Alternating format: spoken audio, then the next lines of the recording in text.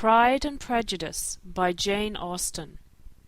Chapters 46 and 47. Chapter 46. Elizabeth had been a good deal disappointed in not finding a letter from Jane on their first arrival at Lambton, and this disappointment had been renewed on each of the mornings that had now been spent there. But on the third her repining was over, and her sister justified, by the receipt of 2 letters from her at once, on one of which was marked that it had been missent elsewhere. Elizabeth was not surprised at it, as Jane had written the direction remarkably ill. They had just been preparing to walk as the letters came in, and her uncle and aunt, leaving her to enjoy them in quiet, set off by themselves. The one missent must first be attended to. It had been written 5 days ago. The beginning contained an account of all their little parties and engagements, with such news as the country afforded, but the latter half, which was dated a day later, and written in evident agitation, gave more important intelligence. It was to this effect: "Since writing the above, dearest Lizzie, something has occurred of a most unexpected and serious nature, but I am afraid of alarming you. Be assured that we are all well.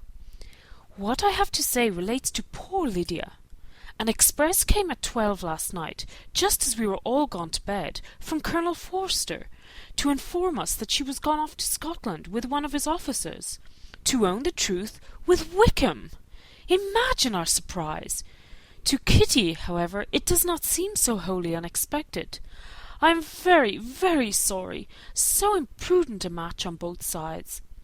But I am willing to hope the best, and that his character has been misunderstood.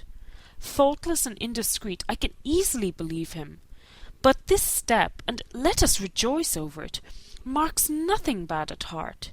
His choice is disinterested at least, for he must know my father can give her nothing. Our poor mother is sadly grieved. My father bears it better. How thankful I am that we never let them know what has been said against him. We must forget it ourselves. They were off Saturday night about 12, as is conjectured, but were not missed till yesterday morning at 8. The express was sent off directly. My dear Lizzie, they must have passed within 10 miles of us. Colonel Forster gives us reason to expect him here soon. Lydia left a few lines for his wife, informing her of their intention. I must conclude, for I cannot be long from my poor mother. I am afraid you will not be able to make it out, but I hardly know what I have written." Without allowing herself time for consideration, and scarcely knowing what she felt, Elizabeth, on finishing this letter, instantly seized the other, and opening it with the utmost impatience, read as follows. It had been written a day later than the conclusion of the first. "By this time, my dearest sister, you have received my hurried letter. I wish this may be more intelligible, but though not confined for time, my head is so bewildered that I cannot answer for being coherent. Dearest Lizzie, I hardly know what I would write, but I have bad news for you, and it cannot be delayed.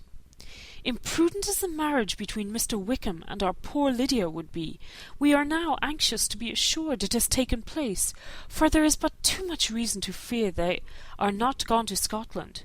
Colonel Forster came yesterday, having left Brighton the day before, not many hours after the express. Though Lydia's short letter to Mrs. F. gave them to understand that they were going to Gretna Green, something was dropped by Denny expressing his belief that W. never intended to go there, or to marry Lydia at all, which was repeated to Colonel F., who, instantly taking the alarm, set off from B., intending to trace their route. He did trace them easily to Clapham, but no further, for on entering that place they removed into a hackney coach and dismissed the chaise that brought them from Epsom. All that is known after this, that they were seen to continue the London road. I know not what to think. After making every possible inquiry on that side London, Colonel F. came on into Hertfordshire, anxiously renewing them at all the turnpikes and at the inns in Barnet and Hatfield, but without any success. No such people had been seen to pass through. With the kindest concern he came on to Longbourn, and broke his apprehensions to us in a manner most creditable to his heart. I am sincerely grieved for him and Mrs. F., but no one can throw any blame on them. Our distress, my dear Lizzie, is very great. My father and mother believe the worst, but I cannot think so ill of him. Many circumstances might make it more eligible for them to be married privately in town than to pursue their first plan, and even if he could form such a design against a young woman of Lydia's connections, which is not likely, can I suppose her so lost to everything? Impossible! I grieve to find, however, that Colonel F. is not disposed to depend upon their marriage. He shook his head when I expressed my hopes, and said he feared W. was not a man to be trusted. My poor mother is really ill, and keeps her room. Could she exert herself, it would be better, but this is not to be expected. And as to my father, I never in my life saw him so affected. Poor Kitty has anger for having concealed their attachment, but as it was a matter of confidence, one cannot wonder. I am truly glad, dearest Lizzie, that you have been spared something of these distressing scenes. But now, as the first shock is over, I shall own that I long for your return. I am so selfish, however, as to press for it, if inconvenient. Adieu. I take up my pen again to do what I have just told you I would not, but circumstances are such that I cannot help earnestly begging you all to come here as soon as possible. I know my dear uncle and aunt so well that I am not afraid of requesting it, though I have still something more to ask of the former. My father is going to London with Colonel Forster instantly to try to discover her. What he means to do I am sure I know not, but his excessive distress will not allow him to pursue any measure in the best and safest way, and Colonel Forster is obliged to be at Brighton again to-morrow evening. In such an exigence, my uncle's advice and assistance would be everything in the world. He will immediately comprehend what I must feel, and I rely upon his goodness. "Oh, where is my uncle?" cried Elizabeth, darting from her seat as she finished the letter, in eagerness to follow him without losing a moment of the time so precious. But as she reached the door, it was opened by a servant, and Mr. Darcy appeared. Her pale face and impetuous manner made him start, and before he could recover himself to speak, she, in whose mind every idea was superseded by Lydia's situation, hastily exclaimed, "I beg your pardon, but I must leave you. I must find Mr. Gardiner this moment, on business that cannot be delayed. I have not an instant to lose." "Good God, what is the matter?" cried he, with more feeling than politeness. Then, recollecting himself, "I will not detain you a minute, but let me, or let the servant, go after Mr. and Mrs. Gardiner. You are not well enough. You cannot go yourself." Elizabeth hesitated, but her knees trembled under her, and she felt how little would be gained by her attempting to pursue them. Calling back the servant, therefore, she commissioned him, though in so breathless an accent as made her almost unintelligible, to fetch his master and mistress home instantly. On his quitting the room, she sat down, unable to support herself, and looking so miserably ill that it was impossible for Darcy to leave her, or to refrain from saying, in a tone of gentleness and commiseration, "Let me call your maid. Is there nothing you could take to give you present relief? A glass of wine? Shall I get you one?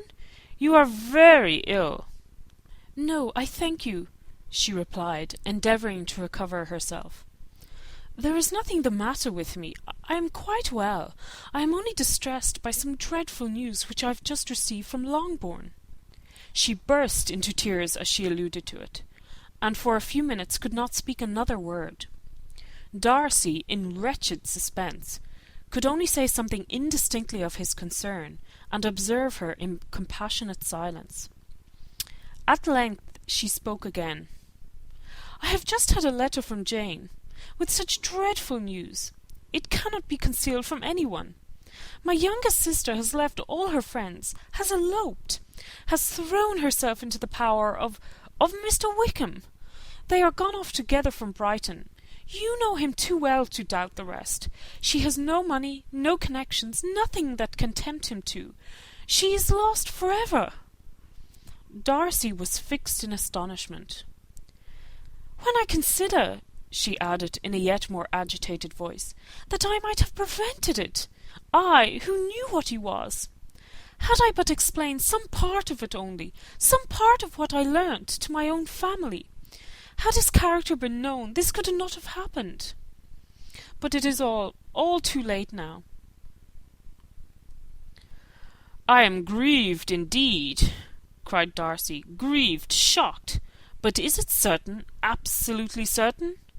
"Oh, yes. They left Brighton together on Sunday night, and were traced almost to London, but not beyond. They are certainly not gone to Scotland." "And what has been done, what has been attempted to recover her?" "My father has gone to London, and Jane has written to beg my uncle's immediate assistance, and we shall be off, I hope, in half an hour.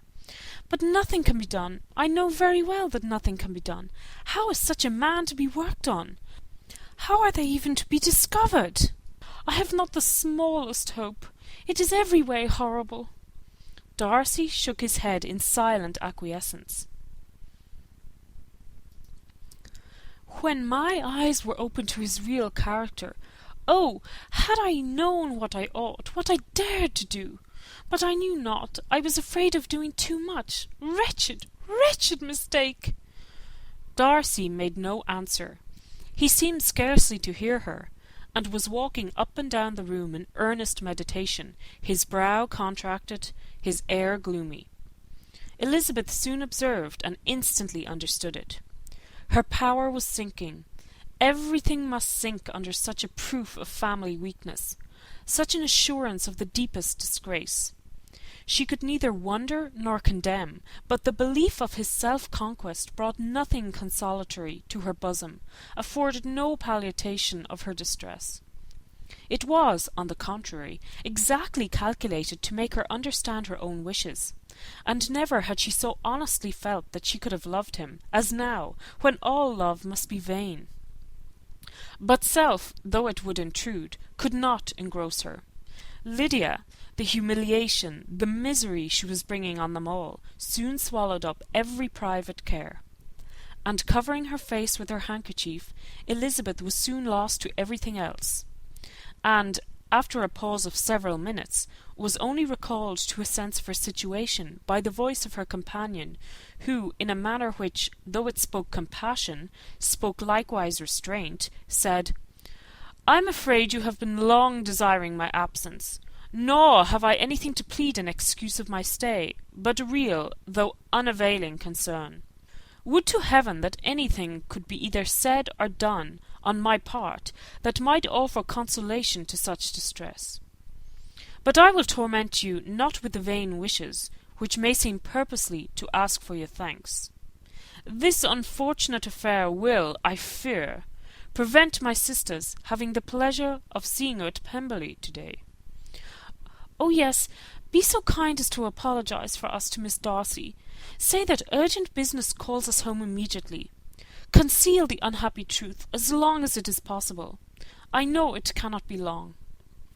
He readily assured her of his secrecy, again expressed his sorrow for her distress, wished it a happier conclusion than there was at present reason to hope, and, leaving his compliments for her relations, with only one serious, parting look, went away.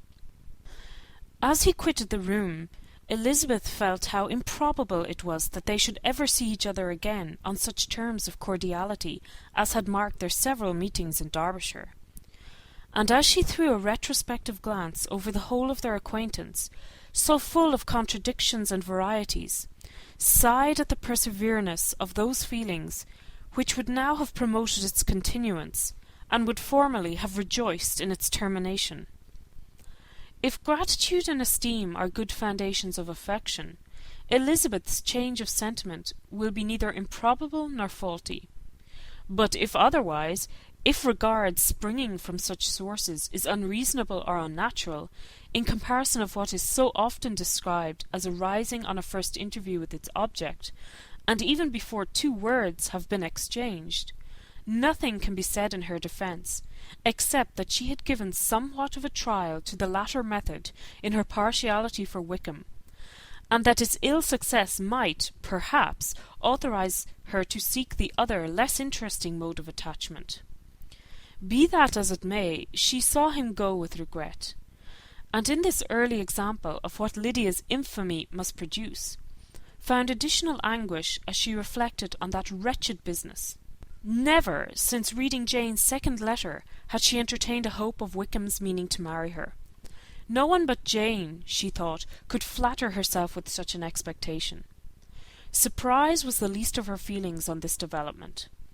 While the contents of the first letter remained in her mind, she was all surprise, all astonishment, that Wickham should marry a girl whom it was impossible he could marry for money, and how Lydia could ever have attached him had appeared incomprehensible. But now it was all too natural. For such an attachment as this, she might have sufficient charms, and though she did not suppose Lydia to be deliberately engaging in an elopement without the intention of marriage, she had no difficulty in believing that neither her virtue nor her understanding would preserve her from falling an easy prey. She had never perceived, while the regiment was in Hertfordshire, that Lydia had any partiality for him, but she was convinced that Lydia wanted only encouragement to attach herself to anybody. Sometimes one officer, sometimes another, had been her favourite, as their attentions raised them in her opinion. Her affections had continually been fluctuating, but never without an object. The mischief of neglect and mistaken indulgence towards such a girl, oh, how acutely did she now feel it!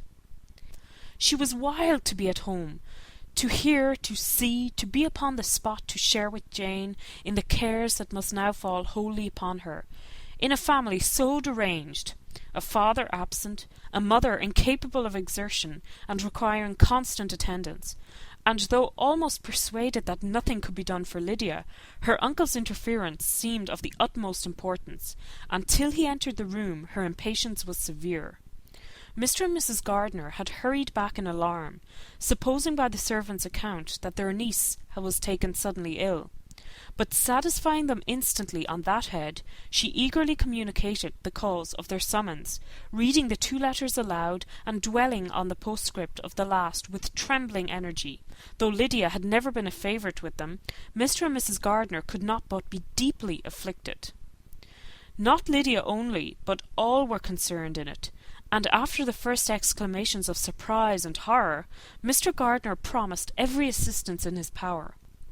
Elizabeth, though expecting no less, thanked him with tears of gratitude, and all 3 being actuated by one spirit, everything relating to their journey was speedily settled. They were to be off as soon as possible. "But what is to be done about Pemberley?" cried Mrs. Gardiner. "John told us Mr. Darcy was here when you sent for us. Was it so?" "Yes, and I told him we should not be able to keep our engagement. That is all settled." "What is all settled?"